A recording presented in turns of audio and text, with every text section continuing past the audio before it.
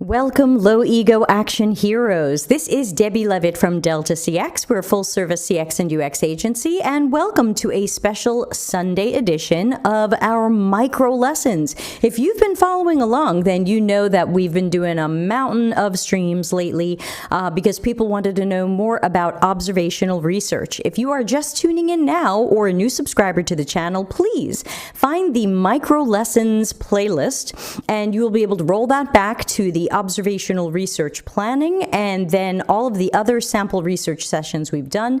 And starting tomorrow, March 29th, we will be doing our affinity diagram and moving forward with the things that we find. Quick note, a couple of ground rules about this observational research. People say, where'd you get the questions? We wrote the questions together. You missed it. That was a previous micro lesson, so check the playlist. That's where we got our questions. Also, if you watch sample observational research 1 through 6, or just some of those, you'll see my note-taking style. I was typing throughout the whole darn thing, but I overdid it. Now my hands are killing me. So today I'm going to take few or no notes, and I'm going to let Otter do it for me. Hashtag not sponsored. I pay Otter, they don't pay me. And what else can I tell you? So if you want to see my note-taking style, see the earlier ones, here I'm mostly just going to watch, and we'll leave it to you to see what you observe. So when you join tomorrow and I invite you into the mural board, also not sponsored and no account required, you can put up some of the notes of what you've seen. What else can I tell you? I think that's mostly that. So we're going to continue with our last session with great gratitude. Hello, Charlene, our first live viewer. Good to see you. Happy time changed in where I live day. Remember, everybody, the clock's changed where I am, so all of the future events that are usually at 6:30 Italy time are still at 6:30 Italy time, but that's just going to be different for you. And of course, if you are one of the 30% of my watchers not subscribed, what are you doing? Please subscribe, ring the bell, and you can also join our Slack workspace, and please have empathy for the like button. Let the YouTube algorithm know this wasn't so bad. All right, so with that out of the way, I will bring in our research participant. And I will just give him a quick plug, though normally you wouldn't say who your research participant is, but it is the wonderful Randy Bapst from UX Stars. So find him on LinkedIn and follow him and so on. I don't think Randy has been following our adventures, so these questions will be new to him. Just like real research. I didn't want to be like a spoiled participant who knew what was coming. Very good. So I'm going to be following the script, of course, or mostly. So here we go. Hi, I'm Debbie from Delta CX. We're a research agency helping Kitchen Thingies, which is our fake company for this project, to better know home cooks. Thank you for being a part of our study. Also, thanks for signing the consent form earlier. I just want to double check I have your permission to record our session and broadcast and archive it on YouTube. Yes, he says. Today will be pretty straightforward, shouldn't take more than an hour. I'll ask you some questions, we'll watch you cook a meal, and then I have some final questions. Please note that I'm hoping to hear you think out loud. Please tell me all of your thoughts and opinions, even if you think they're negative. We can't make things better without hearing where things are difficult or annoying. You can't give us too much information, and there's no wrong answers. So, let's start with some easy questions. May I ask your age? All right, 41. All right. And who else is in your household living with you?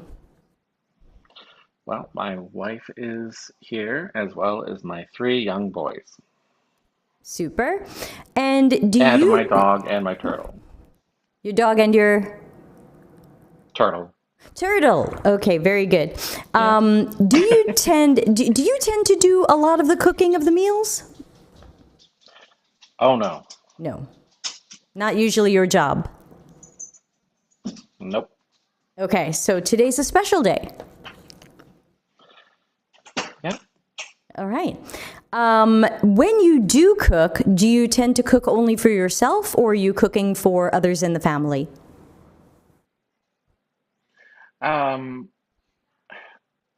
I guess if you define cook, I don't think I would define cooking as heating up a bowl of clam chowder from a can. It could be. It or or absolutely could or be. toasting waffles in a toaster. Are you Usually I toasting consider waffles for the cooking if I have to family? do something with this. Well, yeah. I Okay. mean, I'll make them waffles if the time lines up. Usually I consider cooking to be if I'm at the oven or the stove, Okay. and that I do very rarely. Yeah. Got it. Let me also ask, do you, anyone else in the household, are you following a special diet, having food sensitivities, or needing to adjust food for medical conditions? Yeah, sure. We have to avoid anything with um, lactose in it for my wife. Okay. And so that affects, if I'm going to put cheese in something, I have to make sure that I separate that out. Or, they tend to slip that into all kind of foods, breadcrumbs, you know, True. and like just random things. They put it in everything. Yeah, that's true. That's a good point. Any other food sensitivities or issues over there? You don't have to say who. No. No, just some of the kids get picky about certain things. Like I'm making eggs today, and my oldest son does not like eggs, so he's gonna make his own thing. Got it. Okay. And would you say that anyone in your household is following a weight loss or weight gain program? No? Okay. How many times per day would you say you microwave a pre-prepared meal of some sort? Okay. When you say pre-prepared, I mean that'll often be with like a leftover Sure, that it has could been be made by my wife. leftovers, it could be your clam chowder or your waffles. How often are you microwaving a meal? Maybe once a day. Okay. And so then we know that you're not often doing the cooking. So then I don't know if it's your wife, but how many times per day is she cooking something fresh and from scratch? She tries to do all of that work on Sundays. So before we met up, she was trying to prepare meals for the week so that we can just reheat those things later on. And so maybe we'll do maybe 3 days a week she'll do some kind of cooking, right? Because you can't cook like salmon ahead of time. You can't cook steak ahead of time. You're going to want to take that fresh off the grill. Sure. But for things like casseroles, anything that can, be in a pan and we can heat up later, we try to get all that out of the way on Sunday with the kids. Got it. So Sunday is kind of the pre-cooking day, and then do you tend to Oh yeah. fridge those or freeze those or both? Oh yeah. They're in the fridge. Great, thank you. Who in the household tends to do the food shopping? Oh, definitely my wife. She will tend to pick out the items, and I will be the person who goes to go and do the pickup from the store. Okay, so you've been using the buy online, pick up in the parking lot kind of hmm thing. Yeah, we go to Giant has that and Walmart has that where you can order everything online. Then there's substitutions that she will accept or reject, and then I go and pick up and unload, put away. Okay, excellent. And how So often that's like, would, twice a week. One to Giant, one to Walmart, because sometimes one store doesn't have the same things. right, makes sense. Have you tried any of the meal delivery services or meal in a box like HelloFresh or Blue Apron? No, my wife likes to, prepare things from scratch. Okay, super. Would you say any of your shopping or cooking habits have changed because of the pandemic? Yeah, I mean, and I would add that part of the reason that we get so many things from scratch is because then we can be safe from anything surprising lactose in it. Some Sure. places are like, oh, well, yeah, we buttered the pan, and it's like that's a problem. It's like, Right. would you say that anything has changed due to the pandemic? It is, we try not to go to stores as much, and so. I guess maybe we've eaten less fish because sometimes we tried it from the food delivery place, but then uh, they didn't get the fresh fish. They got us a little bit older fish, and so it's Mm, like you want to go into the store and make sure that you're really getting, you the know, fish you like. the freshest you can. And as far as buying things, yeah, we've done, but we started buying things online from Walmart for pickup before the whole thing, but now it's like how we try to avoid going to the stores. That's pretty much how we shop. Okay. And We also tried the one from Amazon. What is the Amazon service that was oh, not the Whole Foods? Instacart, Yeah, that's Whole Prime. Whole which is Foods. Oh, fine Whole except the Foods. fish. Whole Foods. Yeah, they did delivery as well.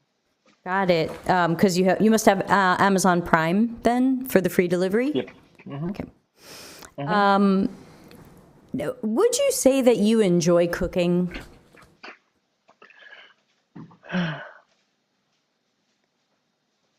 Probably not. Okay. What's a No. I better mean, it's not like, adjective for how you feel about cooking?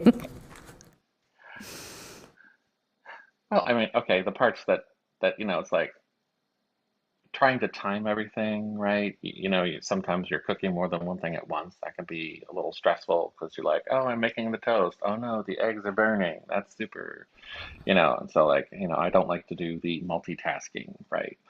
And sometimes for cooking, you're trying not to just throw one thing on a plate, so you sort of have to time that out. Also, it can be, I don't cook as much, so sometimes finding things around the kitchen can be a little bit of a hassle. Like, where is that thing to mix up the eggs, or, where's the bowl, and, like stuff like that. Got it. Have you ever taken a cooking class? Oh, yeah, actually, we did. I mean, of course, I did like the home ec thing when we were like in high school or whatever. But then my wife and I did some cooking things together, where we would go to like the local school had like nights where you could go and learn how to do cooking. But it was like, it's like here's what, it was like a whole course on puff pastry, and then carbs became evil. Right. Unfortunately, puff pastry is not one of the approved food groups. Yeah, no, it's not. But it's, yeah, you can put anything in it. Yeah, so. Steak. All right. Do you ever follow recipes or cooking blogs or online chefs or YouTubers? No. Do you have any Internet of Things or smart home appliances or devices in general? Oh, yeah, you know who you're talking to, Debbie. I I'm mean, of supposed to course, we've pretend got I don't know Alexis. you. Okay, I know. Okay, I'm a very, early adopter tech kind of guy. I I mean, know. I do have an Apple Watch, if you want to call that Internet of Things. I have Alexas around the house. Okay. Um, I've got a smart lamp. We've got a Roomba. I don't think that's going to be involved in cooking. Cleanup, Oh, it doesn't maybe. have to be involved in cooking, Um, just to, yeah. know your relationship with Other smart technology. things. Oh, yes. Oh, and we also have this lock on the snack cabinet because I try to lock, myself away from you know, the naughty foods like the chocolates, and cookies and stuff like that. And that's just, you can actually, that's integrated with the Apple Home Kit. Is that working to, like, is that helping keep you from the snacks or does it make you a better lock picker? I haven't figured. I mean, if I get my wife's iPad, then I can unlock it. But I mean, I think it's one of those things where it's like out of sight, out of mind, right? Okay. So, I think it helps to an extent. Okay, great. What would you say of the devices you were just talking about? Which one might be your favorite and why? Oh, I definitely like the. I guess they're not Alexas. They're Amazon Echoes. I'm using those all the time for setting a timer in the kitchen, right? If you don't want something to burn, or you know, sometimes it'll be like, okay, I'll make like, oh, fish sticks and French fries. I wouldn't. I mean, I guess that is cooking, but Sure. like pre-prepared food. And it comes in really handy for, oh, hey, set an alarm for 10 minutes because then I can come back, flip the trays, and things like that. And also, of course, music is what I usually use it for. Okay, makes sense. Without going into the details or the recipes, can you name a couple of quick or easy meals that you like to make, either cooked fresh or maybe microwaved or baked? Yeah, I mean, for ones that are pre-prepared, I mean, we like to go to Aldi's and get their pizzas. Those are really good. to reheat. Then we add our own pepperoni because my one kid doesn't like pepperoni all over the pizza, so he wants this plain cheese part. And then, of course, we'll do fish sticks, chicken nuggets, the staples of having little kids at home, French fries, tater tots, for breakfast foods, waffles and pancakes that are like from Eggo. Those are common. As far as actually preparing a food, I will be the person who makes scrambled eggs, bacon, toast, kind of meal occasionally. Have you ever I attempted can also oh, go grill up ahead. steak and salmon, but that's more of like a summertime thing, and we're not quite there yet. Almost. Have you ever attempted to cook a difficult or complex meal? How did that go? No, I just avoid those. Avoid this. That's fine. That's fine. Does cooking tend to change your mood? I guess I can get a little frazzled if I'm trying to run around and make all these different things ready at the right time and then get them onto people's plates. And so I can be a little stressed sometimes afterwards because it's like, coordinating the things, running around, being, by a hot stove. So. And when you talk about coordinating, is it because there's many courses to the extravaganza, or because each kid wanted something different or something else? It's more because it's like, you know, not only do you not want to burn things, right? You're cooking them in separate things, the toast in the toaster and the eggs on the stove top and the bacon in the oven. It's easy to get distracted. Maybe one gets burnt and then you just burn a whole tray of bacon or something like that. And not only do you want to keep it from getting burnt, but you want it to all magically get warm or stay warm so that when you put it on the plate, that a kid doesn't say, "Oh, but the eggs are cold. Can you heat them back up?" So, like that. Got it. Reminds me of the comedy line, "Kids, they're a lot of work, but they're worth it." Yes. And they're becoming good little chefs too. Oh, good. Then we'll interview them in 10 Andy is years. training them up. Very Yeah, good. Are you using a recipe for today's cooking session? No, Okay, I'm just keeping it simple. good. And before our session started today, did you do any preparation ahead of time? Anything you chopped or prepared? You bet I did, Debbie. I didn't actually prepare anything, but I made sure, okay, yeah, we do actually have enough eggs. I pulled out like the glass bowl, the pan for the bacon, then made sure that the bacon wasn't frozen because sometimes we've gone to make the meal and they were like, oh yeah, the bacon's solid as a rock down in the freezer. That's great. Um, my wife actually reminded me of that yesterday. Thank you, Andy. So, I just made sure that I had the, parchment paper. I just sort of staged some cooking tools. Okay, that makes sense. And yeah, so why don't you go ahead and maybe angle your phone so we can watch you work, and remember to think out loud and tell us what you're doing. Okay. I'm at an empty little table here. I will go get these supplies. Okay. Do. You have a All theme right. song? All right. To angle this tripod here. I don't know if I. Yeah, it's weird because like it'd be nice if I could just get. Oh, maybe I can move that one little window that's blocking. You can. Oh, I can move it down at least. Okay. You don't need to see my ceiling. Ah, Oh, I think we're having a technical blip. Are you still with us?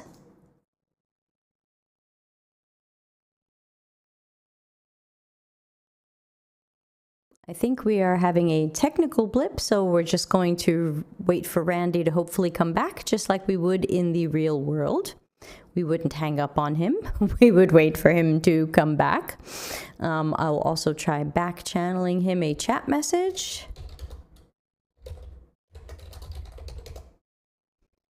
And maybe he had a Wi-Fi blip or something. Sometimes people's phones run out of battery. They forget. Oh, you're back. The pressure was just too much, Debbie. So I was adjusting the tripod and somehow a hang up button got canceled along the way. Okay, we're Aha. good. Okay. I'm really Yes. not, I don't hang up on people for the fun of it. Okay, It's okay. We there we got go. to. We waited for you just like we would in a real research Thank you. session. Okay, so there we go. Got my big glass bowl here, and then I like to use a bigger bowl than I need to so that I don't accidentally get the eggs everywhere. I must not hang up again. All right. This is how toast is formed. All right. I get bread and I put it in a toaster. Excellent.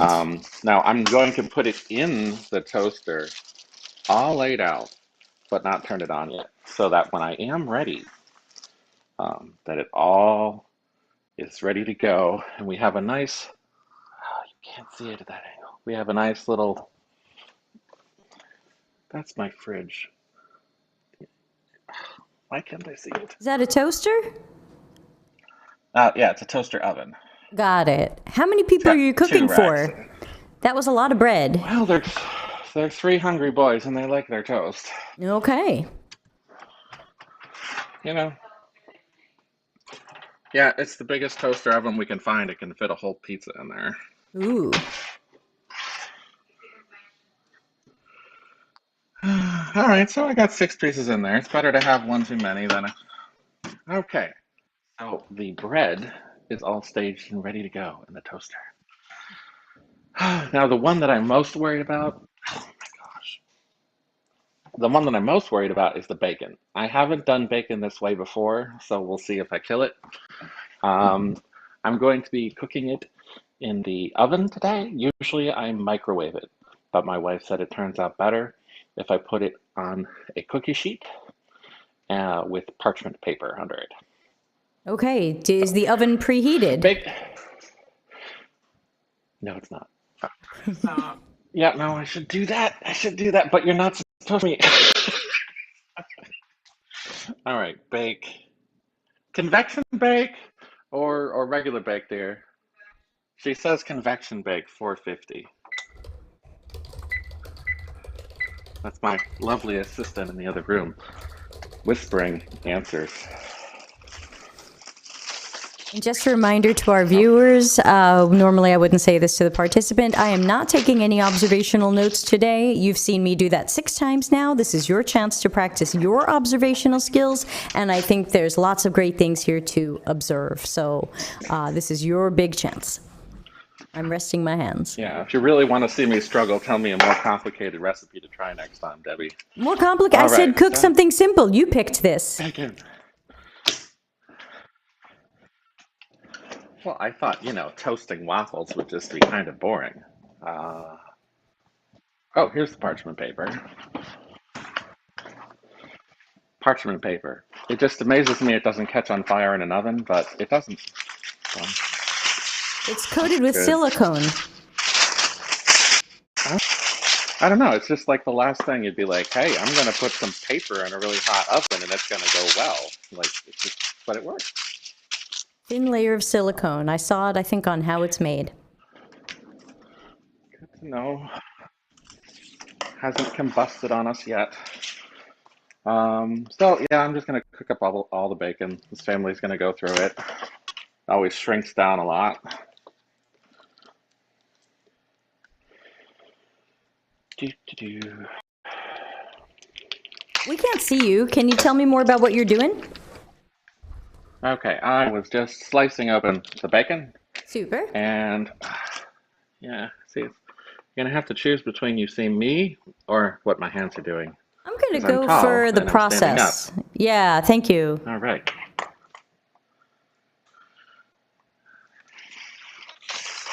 Whoops. I have the fan on and the parchment paper just blew away, but we're gonna put bacon on top of that. All right. Guess you can see it. No, I don't need help, dear. It's just bacon on paper. We got the peanut gallery. All right. I read we're not supposed to say that anymore. Oh, no, we're not. Oh no. I I'm know. sorry. We were just raised with certain slogans. Terrible phrases that we now know what they mean. So, again, I wouldn't say that to my real research participant, everybody. I would not have pointed that out. But because Randy is a friend, I felt like I could say that. I remember reading that in an article. It is amazing how many different things are. You're also not supposed to say grandfathered in. Yeah. I don't know what to replace that Do you? with. I don't either. Inherited? Yeah. But okay, Han. Now? Not all the bacon will fit on one tray. Do you ever do two? It does, but clearly, when I'm looking at it, it does not. She says that all the bacon should fit on this tray, but I'm running into a space issue here. Do you ever overlap it on itself? Oh, you do double layer it. I wasn't sure. Do you want to observe here, dear? Am I doing this right?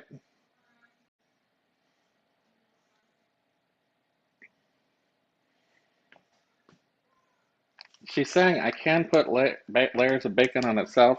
Do you think I should do the whole container?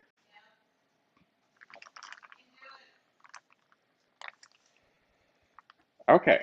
All right, because I am like double stacking it.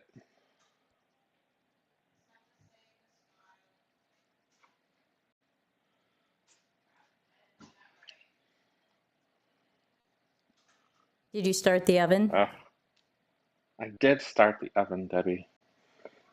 Now she says I can layer it up on itself here. We've taken all the bacon out. It's better to have extra bacon. Always. And Penny might help with a slicer too. She's our golden doodle. Now my hands are all greasy from all that bacon.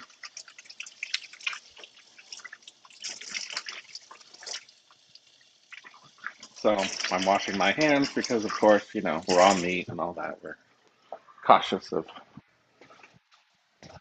any kind of pathogens that might be in raw meats here. Did I do it right? Oh dear. My wife says, oh dear. I did not pass the test, Debbie. She says, no. No, but like I put it on a, I put it on a tray. What did I do? Memories of its bacon on paper, dear, echo in my head. I don't get what I do.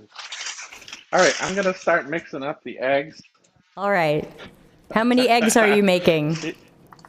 I'm going to make a whole dozen because All the right. boys, they are a hungry bunch.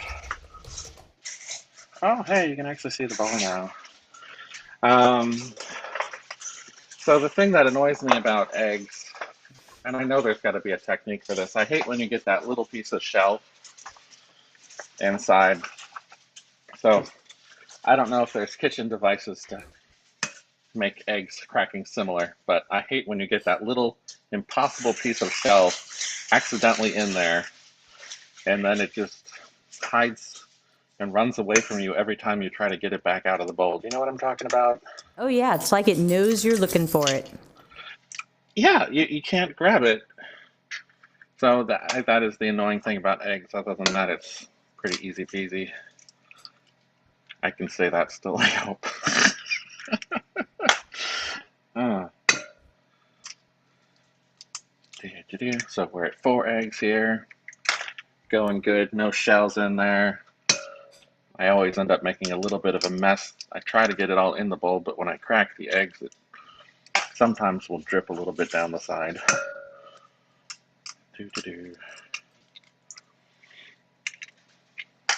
All right, so we're at 6 eggs.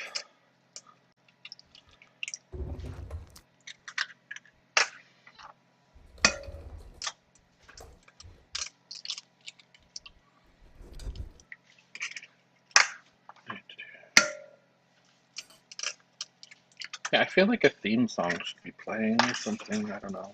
What would be your cooking theme Usually, song? Eye of the When Tiger. I do, we would probably have some like James Taylor on or something like that, or like what is that song "Lovely Day"? You know, like. Did you hit 450? Yeah, I did say 450. Debbie reminded me to turn on the oven to preheat it. Thanks, Deb. Andy says thank you, Debbie. I heard her. I would talk back to her, but I know you're in. I'm in your ears. Yeah. Well, otherwise I was afraid you'd get all kind of different audio. Me walking around the kitchen doing stuff. No, it's Okay, great that now you've I'm done just that, so gotta I'm not wash my echoing. hands. Yes, that is the nice thing about earpieces. I'm washing my hands right now, getting off all that raw egg. Andy hit me with a towel. I don't know if you're witnessing this. She's hitting me Go, with a towel Andy. for saying that she's I hitting me think with a she's towel. flirting. Okay, show them how it's done, dear. Oh wait, you didn't say to fold the bacon in half. Where have you So the been? bacon wasn't Why? allowed to overlap each other, but they can overlap themselves. You know, this is one of those things where the instructions maybe could have been a little more clear. All right. Okay. I could have done this. I just, when you do the wonderful work that you do all the time, it's different to explain it to somebody else. Okay. Randy, did I see correctly? Oh, Randy, What? question. Did I see correctly that you were not allowed to put the bacon on top of each other, but you were allowed to fold it on top of itself? Yes. I Okay, did just not checking. know that. I mean, All I right. just slept it all on the tray. I got concerned because I was running out of room. Right. But I was going to put it on two different sheets, but when I heard it could go on one sheet, I'm like, well, there's only so much room, so we'll just gotta layer it up. But Yeah, apparently folding it in half is better. only scientific experiments could tell us how the two turn out differently. So, how long do I have the bacon in the oven, dear? You have to watch I have to watch it. You it. have to turn it. So, Because it's that the evil oven. it's the evil oven? Okay. All right. So, Echo, set an alarm for 10 minutes. Echo set an alarm for 5 minutes. Okay. So she tells me that I need to be checking on that bacon in 5 minutes to make sure nothing's gone terribly wrong. We did have an oven that was more dependable before this. This one is a convection baking oven. The bacon is in there. We just haven't had as much luck as when we had our old Samsung convection. Got it. Sometimes the top shelf will overcook something. Um, you don't want me to Pam it? This what we're putting on now? Yeah. Oh, okay. What's that? So usually when I make eggs, I just spray Pam on it. The Pam, is out here, but she is telling me that I guess she likes it now when I put this on the Pam. It's This margarine? is like a sort of, but it's like a It's vegan butter. vegan organic butter. Right, so margarine. Yeah, I guess. Well, something We're all oil-based. hooked up with it. Yeah.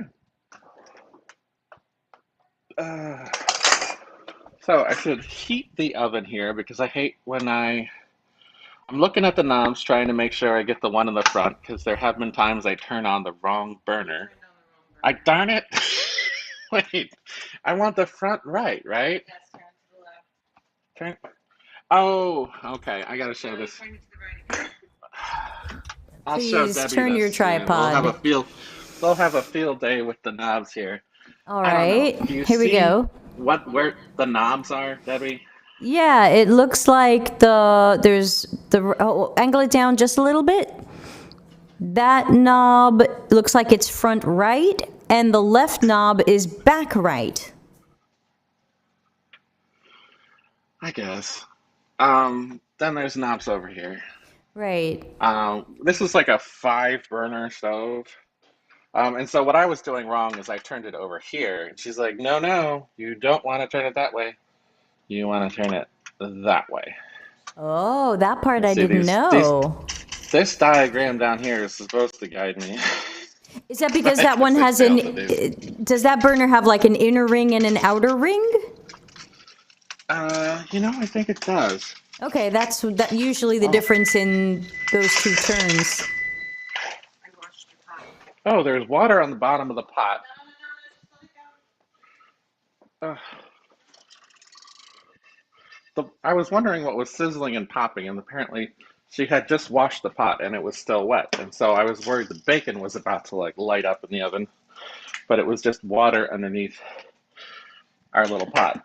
Now, before I actually put these guys in, I gotta add some salt and pepper. Okay. And is your pan non-stick? Oh, you bet. Okay, I'm just Oh, checking. now she's mixing for me. She's trying to speed up the It's a process. group activity.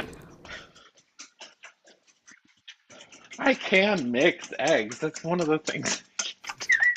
She's looking at me doubtingly, but I love her, baby. Luckily, All her right. face is out of the picture. We cannot see any faces she's making at you. Hi.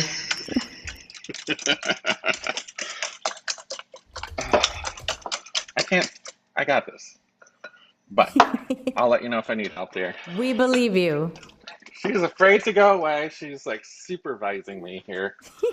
All right. Look at it as collaborating. Yeah. Okay, collaborating. Reframe. All right, I just put the butter on the pan.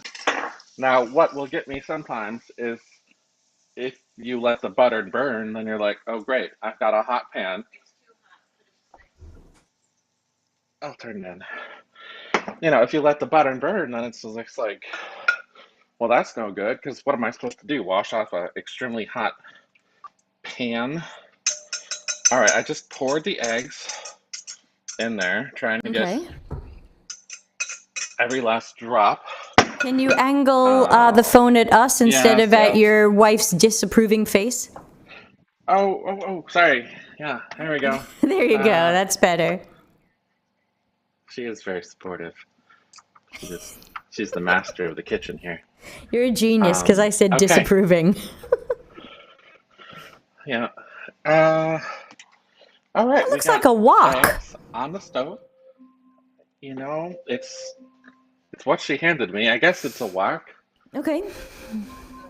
It's a pan. It's a pan. It's not. I mean, I'll use different pans for the eggs. I don't use the same one all the time. I've got Alexa here telling me to check on that bacon. Please So do. let's check on that.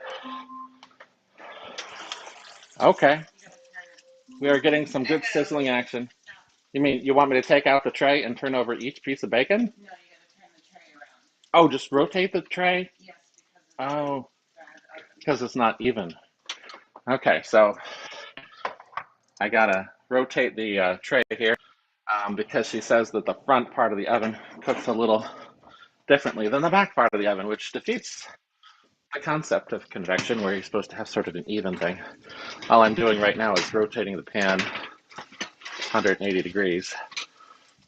All right, just like that there. All right. All right.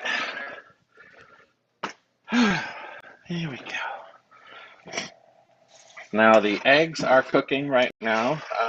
They are starting to sort of form. The thing that annoys me when you're cooking eggs is when you get that sort of layer of crust of the egg. If it sits too long against the pan, it becomes like this other dried up thing that nobody wants to eat. You know what I'm True. talking about? I don't, and so yeah, that's what I have to be careful about. My wife likes it when the eggs are more on the moist side instead of dried out. We used to call them like drippy eggs or something like that. So Right. we do cook them, but we like them to be on the moist side of things. Oh, you turned on the toast? She turned on the toaster oven behind me because I guess she thought I'd forget about the toast. She has total faith in me, Debbie. It's beautiful. I can only aspire to a love like this. What are we on? 20 years of marriage, dear? Note I wouldn't Yeah, we say just had our these to a anniversary. normal participant. 22nd? Randy is a friend.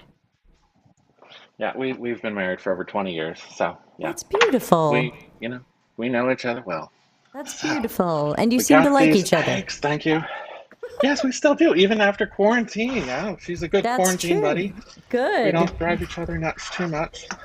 Well, we do, but we've figured a few things out over this period of time, 20 years.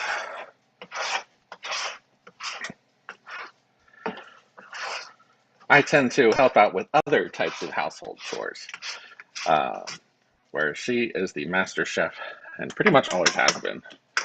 I guess I cooked a little bit more earlier on, um, but then we sort of divided up who does what over a period of time. I'm more of the yard work, computer assistance, of course. Yes. IT Somebody's printer's professional. not behaving, they call me. Okay, now these eggs are done. Yeah. I don't want these DUN. guys to get all. So I'm going to move them onto another burner, right? Because even when you turn a burner off, the thing's still going to burn stuff. Mm-hmm. So got to make sure I turn off the burner. Good. The burner's off. Is your burner Now the convection? oven. Well, I mean, when I say the burner, Not I mean like convection. the Is stove. your burner, what's the word I'm looking for? Where you have to put, it only heats up when there's a pot on it. Oh, that probably would be good, but I Okay. didn't even know there was such a thing. Yeah, I forgot the name of Maybe it. our next one. It's whatever mine is. What's the name of mine? Induction. I'm sorry, Okay. induction.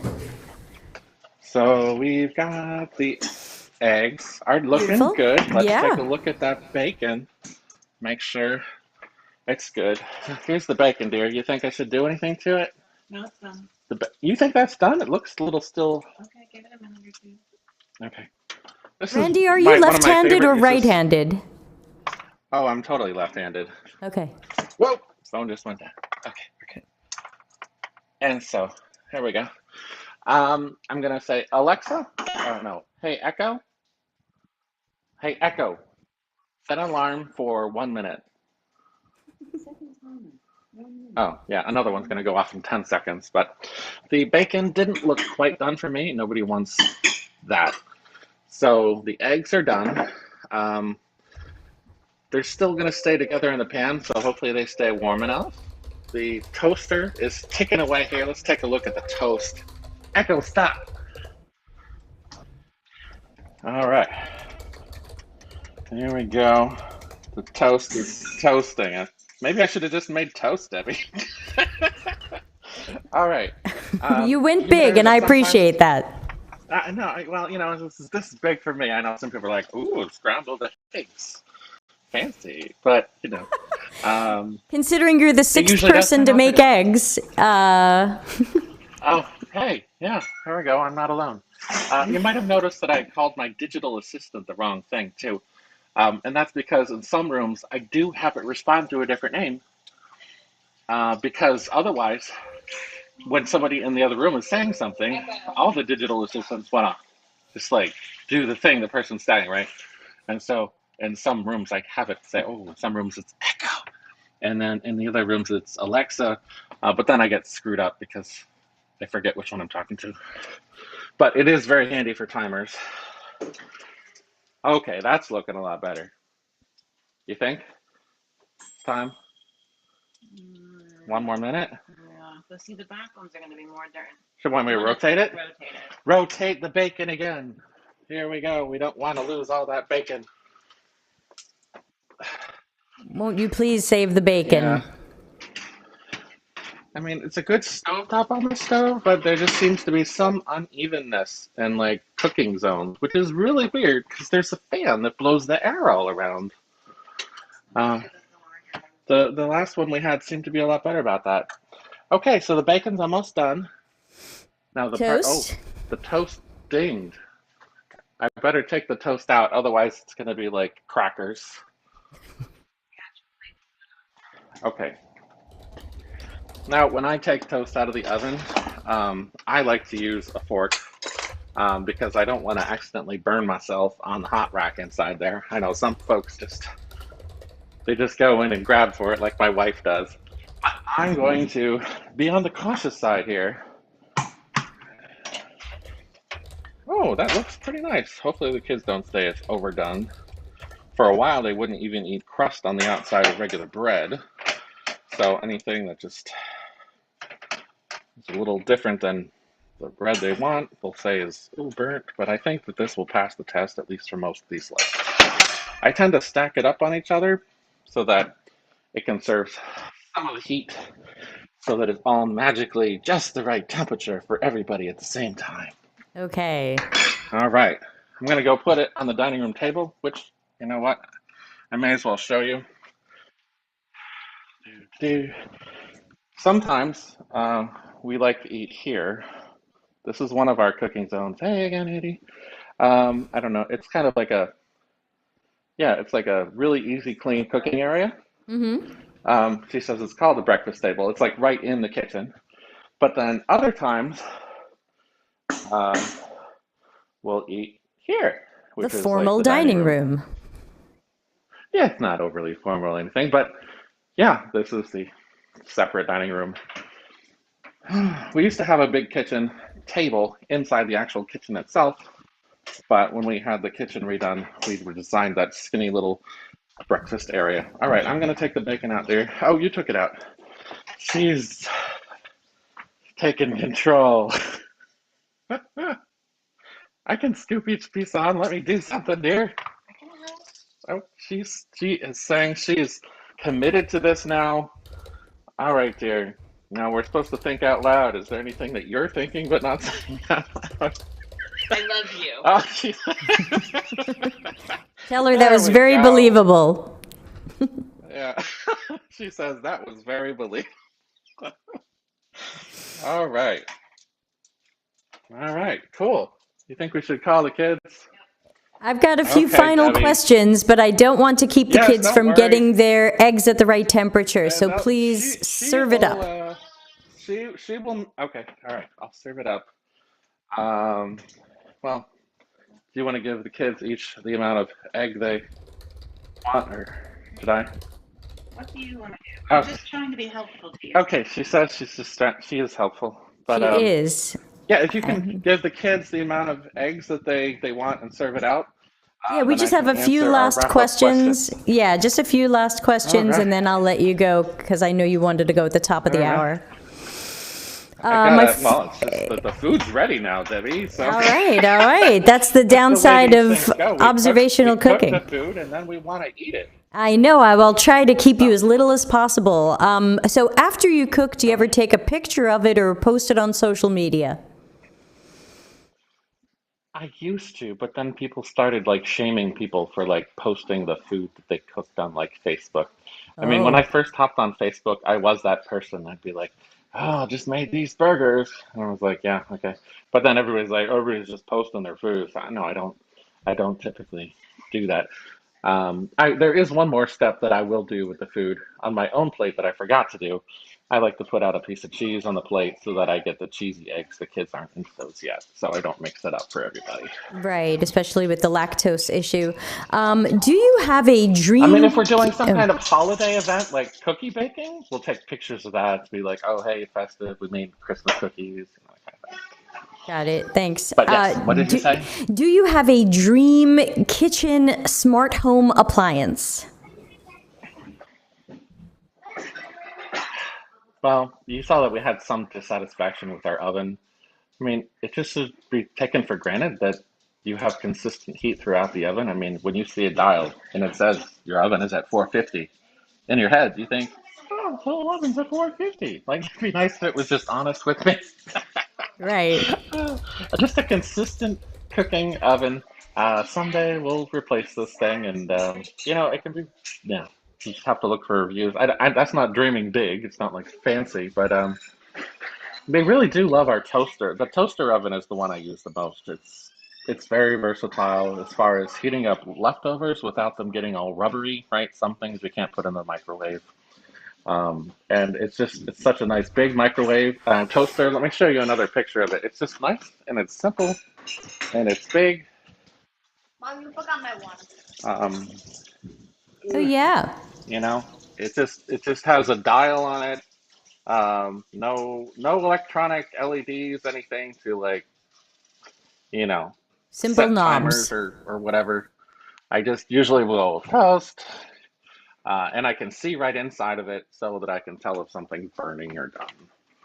So Got it. that is probably my favorite kitchen appliance. I mean, Super. microwave's great for some things, but yeah, good toaster oven. Is there an appliance or an appliance you wish could be invented that would really help you with meals? I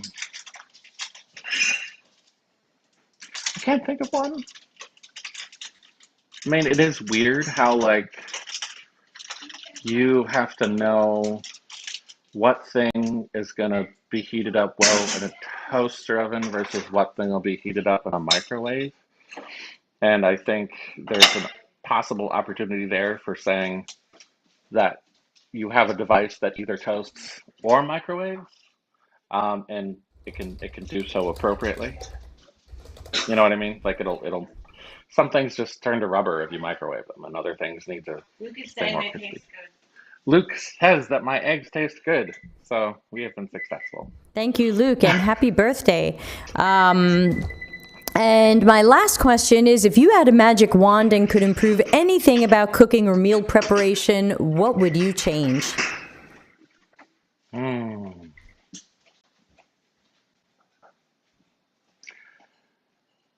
Yeah, I mean, I guess it's the part that's hardest for me is like switching around. I mean, you saw I was worried about, cooking the bacon, and then you got to make sure that you pull out it's really easy to overcook and burn stuff, right? If you're off by a little bit, whether it's the stovetop or the oven or the toaster oven, if you don't take that thing out right away, then it's just like done. So Echo, start maybe timer for if there 30 was a way minutes. to make some of these devices sort of automatically cool down so that they're not going to like totally dry out and turn your food into charcoal if you're a little bit late as the human, that might be helpful. You know what I mean? Like one that would like let the heat like I mean sometimes yeah you want to keep something warm, but it might be nice if there was like a way to sort of have those devices release some of that heat so that when they're done cooking, they actually stop cooking.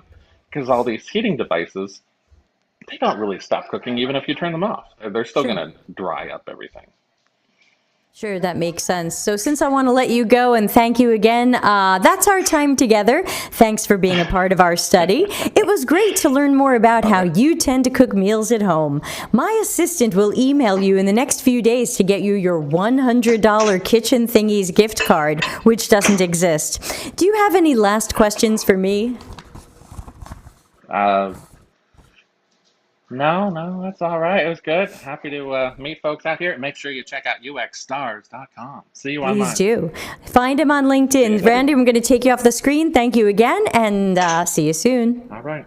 Be well. Time for lunch. Bye-bye. All right, let's do our debrief. Thanks to everybody joining us live today on YouTube. There's 5 of you, so I appreciate you coming out on a Sunday for this. So let's do a little bit of debrief. Randy was a really, really super participant, but we did have some interesting questions pop up in the chat room. So, for example, Charlene asked, would you normally let someone else help the participant? Depending upon what it is, I would, because remember, that is one of our workarounds. When we think about our task analysis, and go see Micro Lessons playlist for our task analysis video. When you think about task analysis, we're looking for anything that is a tool, knowledge, workaround, issue, or obstacle. And so someone else coming in to help hypothetically could be, I don't want to call them a tool. They're not really a tool, but they are playing a role. They might be part of a workaround, like, gee, I'm not usually good at this part, so I have to bring someone else in, or I tend to mess this up, so we'll let this other person help. Because he could have said, stay out of this, you weren't supposed to be in this video. I mean, he really could have made the decision to exclude his wife, but he made the decision to include her, so I thought that was okay. So if you are watching somebody do something and they do bring in someone else, I think it is good to to allow that, because that's part of their reality. And if we're here to get to know them and understand their tasks and their workflows, and part of their tasks and workflows is either to request help or to have someone come in and force help on them, then I think that's really good for us to have seen and to see how that works for them. Did it seem to really help them, or did it seem to be a negative experience for them, or something that somehow made things worse? So would I normally let someone else help the participant if that is part of their normal, because you're trying to see people in their normal habitat, so then I would. But if they said, I usually don't do this, but I'm going to let my wife help me, then I'd be like, no, if that's not what you usually do, let's, just ask her to watch.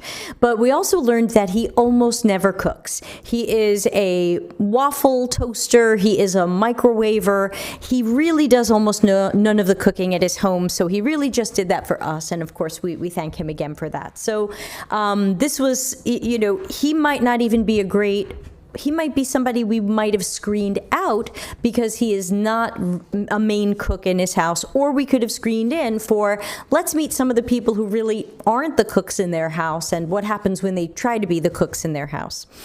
Kayleen says, would have been interesting to hear his wife's perspective. Yeah, I felt bad about streaming her on YouTube. I don't know if she understood that this was live and the whole thing, so I didn't want to get her too involved. But yeah, when I did the research I did last year that I sometimes talk about, there were a couple of times where I was expecting to meet someone because I had an appointment with someone, Fred, and the video starts on Zoom and it's two people. And that happened a few times, and sometimes it was a husband-wife team. Sometimes it's the wife's business, but she doesn't speak English very well, so the husband's going to translate. One time it was father-daughter, and they both answered questions. I'm not going to tell people, sorry, my appointment is only with the guy, you woman get out of here. Or, sorry, my appointment's only with the woman, you guy get out of here. I think that it's important to see what is normal for these people, and it's probably what I saw. Charlene also asked, if this person asks for help, what would you do or say? In that case, I do not offer help to the person. So if he had said, do you think my bacon looks done? How much longer should I cook my eggs? What do you think of this, that, and the other thing? I would not have contributed. I only said something about the knobs on the stove because he asked me and he's a friend. But it depends what we're trying to learn. If we're trying to learn if people understand their stoves, and he asks me, what do I think the stove knob things mean, then you have to not answer that, because you're trying to evaluate if people understand their stove hieroglyphics. But since he was joking around with that and asking that for fun, and it wasn't going to change the outcome of the research, I can say, okay, here's what it looks like to me. But again, you can also choose to not say that if you think there's something about it that's going to skew your research in some way. I don't think that me commenting on it did, but someone else might say it did. So again, it's just stylistic differences.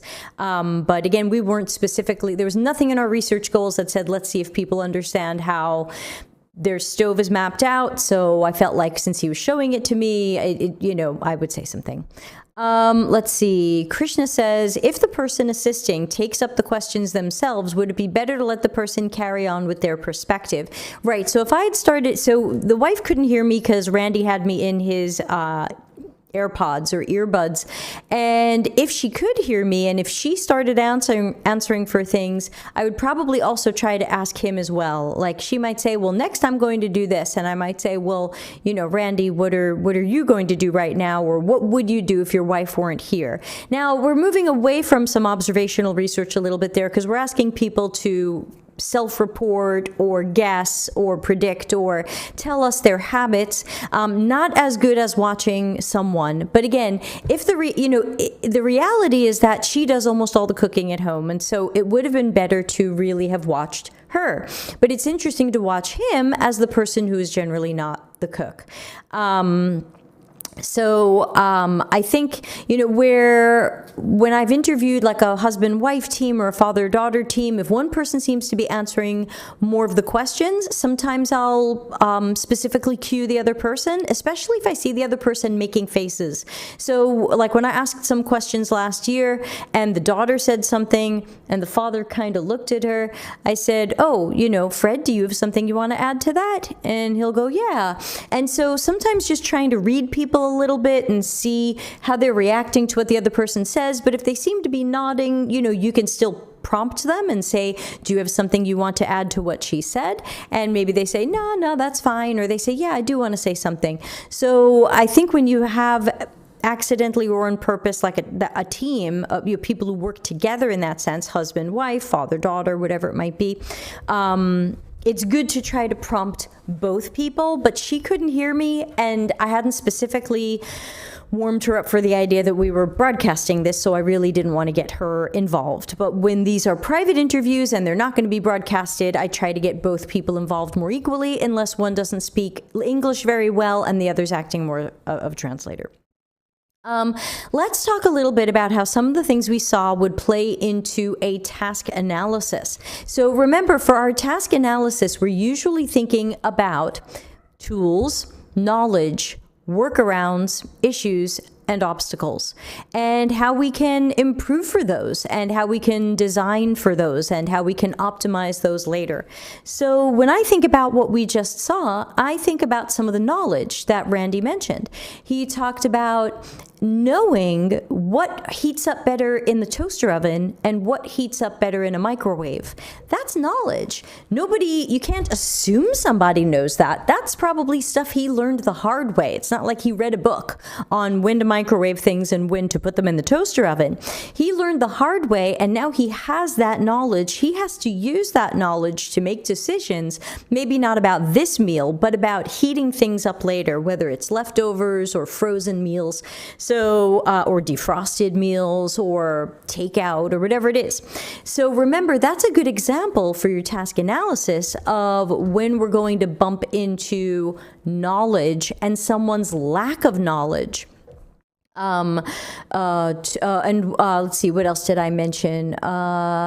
Tools, knowledge, workaround. Did anybody else notice any usage of knowledge or a lack of knowledge? Where were there times where Randy didn't know something, but either he assumed that he did or he expected that he did? I can think of a couple, but let's see what you write in the chat and see if you can think of some moments where he didn't have the knowledge he expected to have, or we assumed he would have.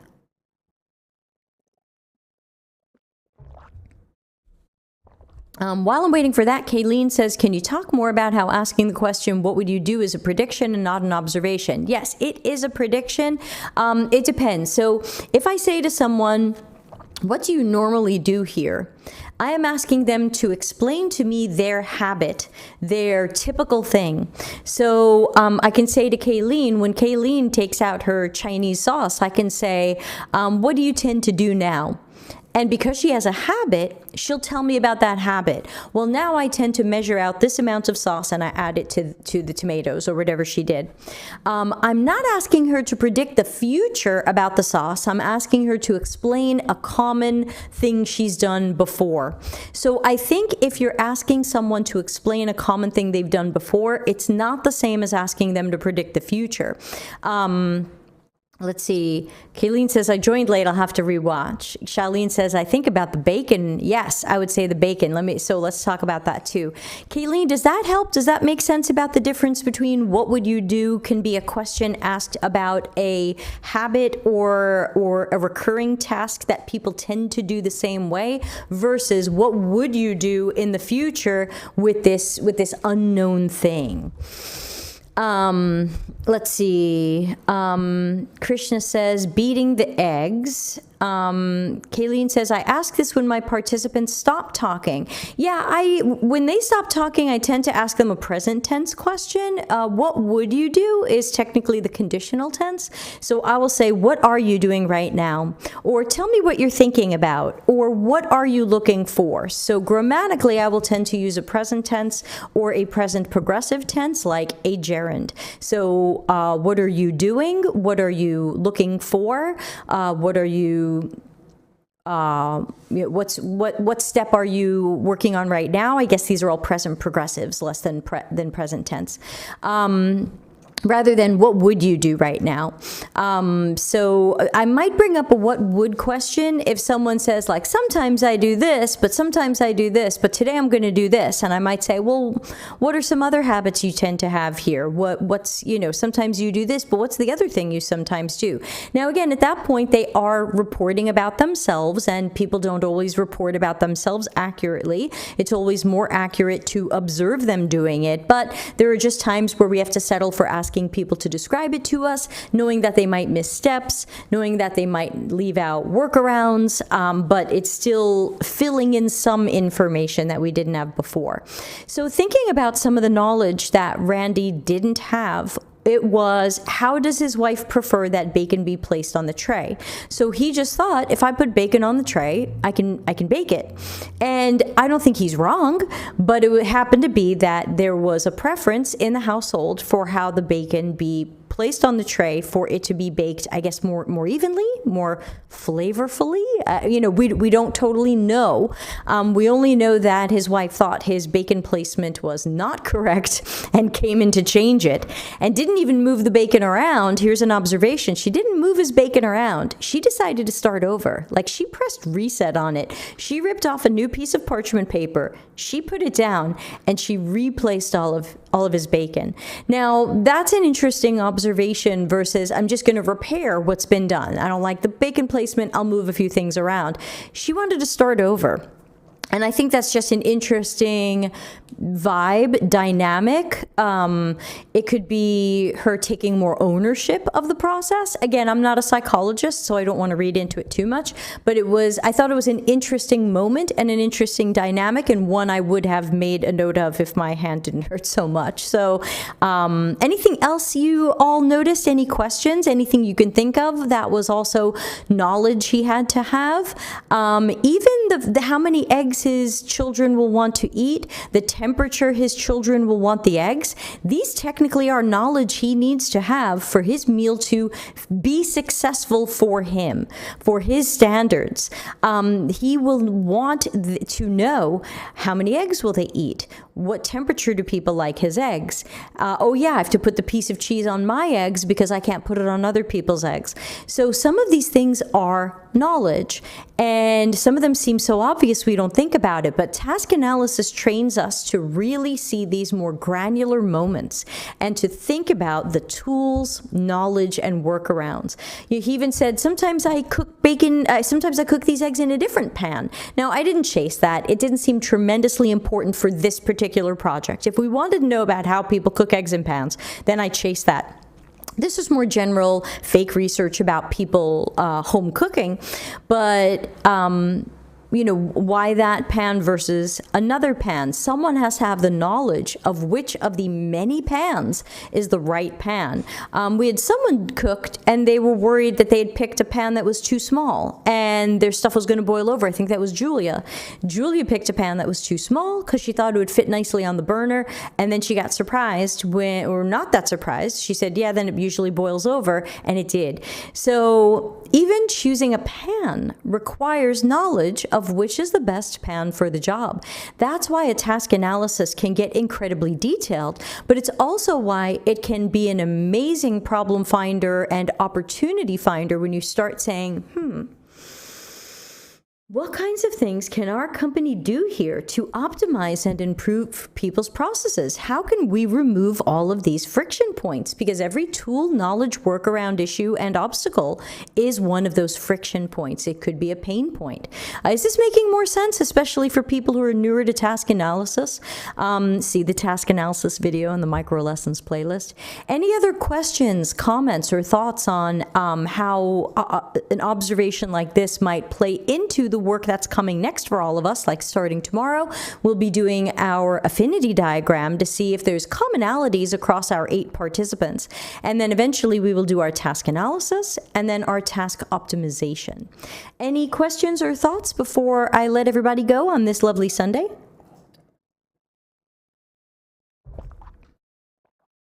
Tango says, lay out the bacon. Bacon is delicious. How to lay out the bacon. Yeah, we were talking about that before. That was a really nice moment for knowledge. Would Randy's way of laying out the bacon have worked? I think it could have, but there was something about it that just, wasn't acceptable or wasn't the best way or whatever it was. And so he didn't know. He wasn't sure what the temperature of the oven should be. He didn't remember to preheat the oven. I reminded him. Now, technically, I wouldn't have done that in a real session, but I was worried about the timing. He said he absolutely had to go by the top of the hour, so I didn't want him to run late. So as a friend, I reminded him to heat the oven, but I didn't remind anybody else of that. So I would not remind any of our participants about anything. I just did that for him because I was worried that he was forgetting steps and he was going to mess up the timing of his family's meal. But yeah, don't remind people to do things. If he forgets to heat up the oven, he has to then suffer the consequences and heat up the oven late.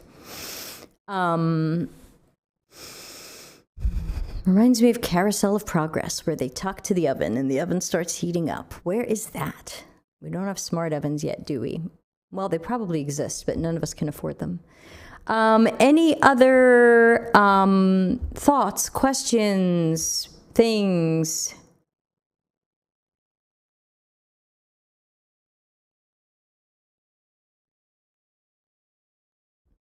Yes? No? I'll give you 14 seconds, and then we're going to wind it up. And again, remember, as of today, we've changed our clocks for the season. So if you're looking for Delta CX streams, we'll be back on our old time schedule. For those of you who thought we were off for a few weeks there, please remember to subscribe here on YouTube and ring the bell. Empathize with the like button. Join the Slack channel where we've got almost 600 people now, though not everybody's active. And of course, you can always help support the channel through Super Chat, Super Stickers, and paid memberships, which are as low as $3 a month. And everything goes to the Deb Buys Delicious Cheese Fund. I think this month so far I have made $28. So thank you all for the delicious cheese. Okay, I'm not seeing any fresh comments coming up, so either y'all signed off or my comments are broken or something else. But since we seem to be done, I will see everybody tomorrow when we will work on our mural board. I'm going to try to get that started today if I can, and I'll send it to the Slack channel so you all can work on it, and we'll work on it some more together live tomorrow at the regular time. So on that note, thanks again for joining. Happy weekend, and catch everybody soon. Delta CX, available for CX and UX consulting, projects, and training. Contact us for a free consultation.